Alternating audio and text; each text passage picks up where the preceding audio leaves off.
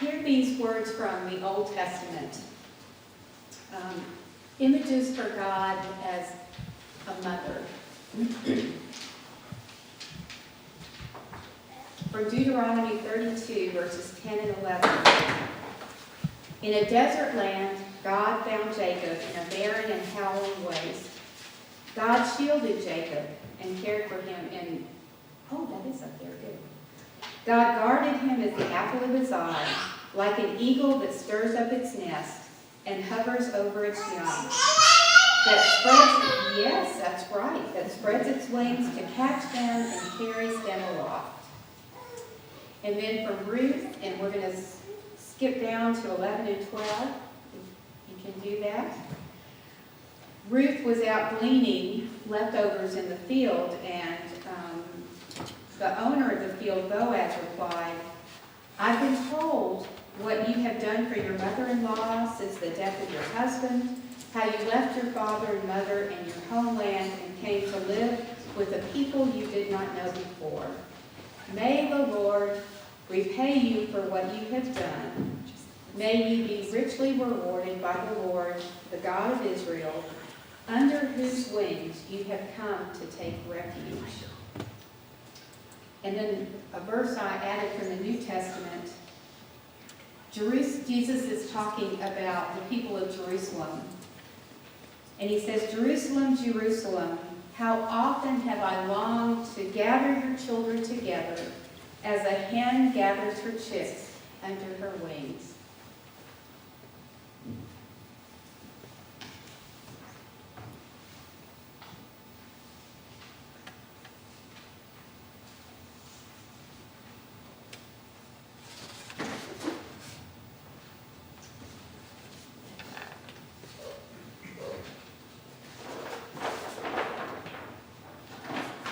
Does your mother ever look like this?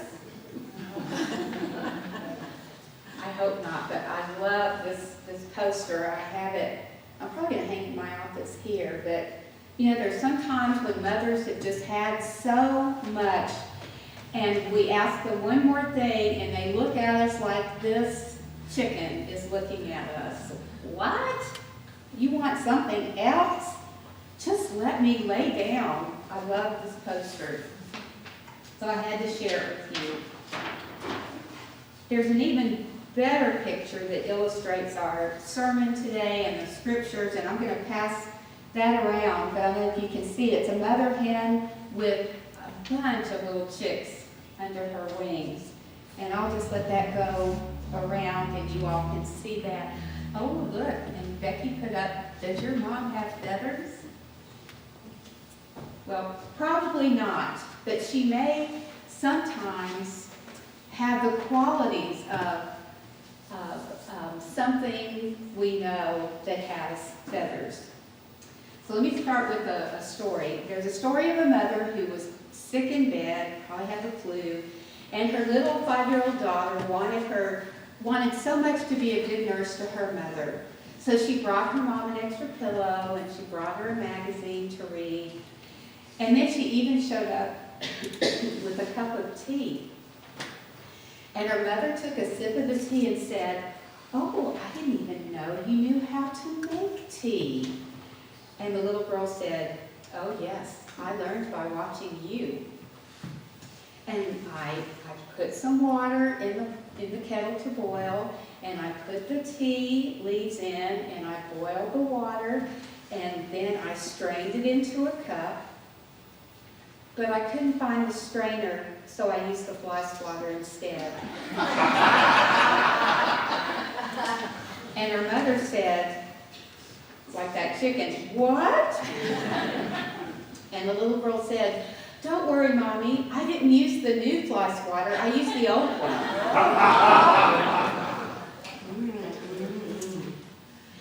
If you're a mom or someone who's been like a mom, I'll bet you've got stories like this that are probably grosser than that one. But I don't want to hear them right now.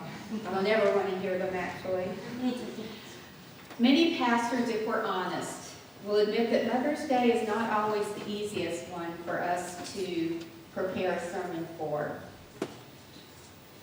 Many of you may have come this morning wanting, a sermon inspired about the wonderfulness of being a mom. But others of you may be here with a very painful experience of having a mom that wasn't so caring, or not having a mom, or not being able to become a mom, or very painfully losing your child much earlier than you ever thought you would, to death.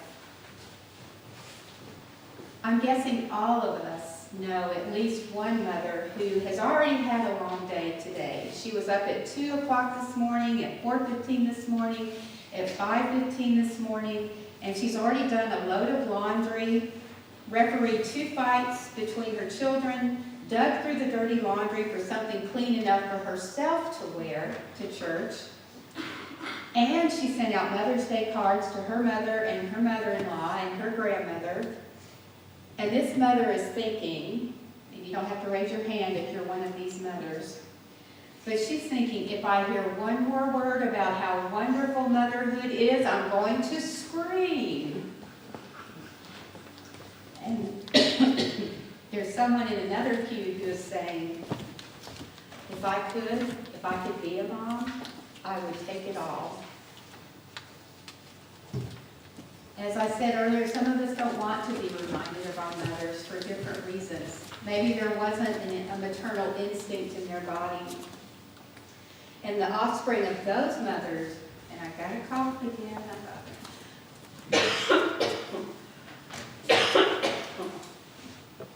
the offspring of those women, oh shoot.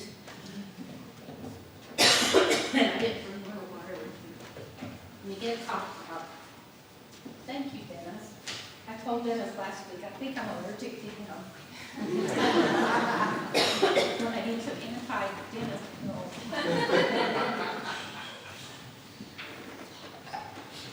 Thank you, Dennis. I think it's the dryness or something that I start getting dry. But anywhere, there are mothers who were not compassionate, and the offspring of those women are thinking, if I hear one more time how wonderful mothers are, I'm going to scream. And in one of our pews, maybe someone who chose not to be a mother and hope that nobody implies that she's less of a woman because she didn't have children. And next to her may be a woman who chose to end a pregnancy for whatever reason and gets nervous every time for fear that she will be demonized for her choice. And then there are those, maybe in our congregation, who have difficult relationships with their children. Maybe they haven't talked for a while. Maybe their children have done things that in their eyes are just awful, and they feel like it's their fault, that somehow they're responsible. And of course, there are the women who wish they could have been mothers, or their mothers have died and they miss those moms so much. In the Old Testament, we have at least 10 female images for God, including the sweet ones like a bird, an eagle, nursing mother, comforting mother. Then there's one, it's a mother bear, and she gets her claws out and she chews up the enemy, and I don't know if I want that for my mother image.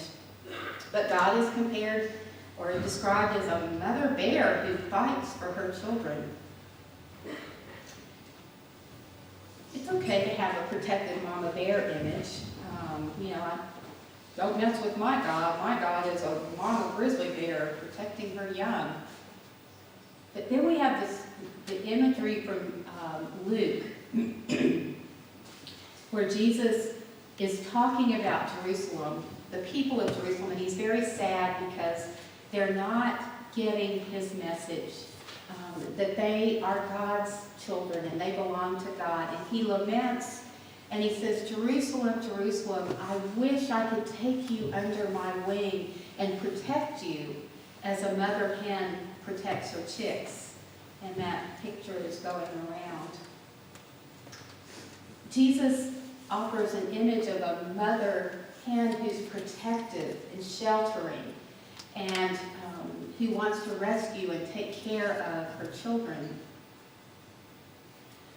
And you know, why didn't Jesus choose the mother grizzly bear image from Hosea or the eagle image, from Psalms? But instead, Jesus chose a mother hen, as a mother hen wants to gather her chicks. And it makes sense to me. Jesus turns everything upside down. Whatever we expected Jesus seems to do in another way, an unexpected way. He hung out with prostitutes and lepers and tax collectors and invited children to come and be with him. So it makes sense to me that he would choose the image of a mothering hen protecting her brood. Jesus doesn't choose a powerful, huge, mighty, conquering kind of image when he talks about wishing he could protect the people of Jerusalem. He doesn't want to be a mighty king. He chooses the image of a hen who will do anything and stand between anyone and her chicks to protect them. She has the willingness to shield the one she loves with her body and her protective wings. And if somebody wants to get to them, they're going to have to go through her first.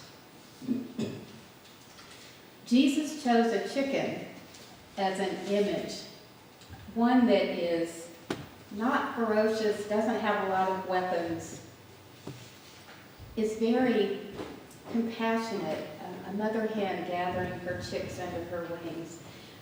That's who Jesus wanted to be and to proclaim that this is the kind of love that I offer, that God offers, that I want you to offer to one another. And that offer is still here today for each one of us, that we are invited to come and gather under the wings of God's compassionate love. That those wings won't protect us from every bad thing, but they will be there to shelter us when we need it and to keep us warm and dry and keep us close to one another like we were in the picture this morning. We're all just baby chicks, just little balls of energy who think our pecking and scurrying around and our cheep, cheep, cheep, cheep is so important. But we get caught up in that and don't see the real picture. Okay, we're baby chicks, but we're Jesus' baby chicks. We belong to Jesus. And no matter what, we know that we have the sheltering arms of God to go to for comfort and for strength. Amen.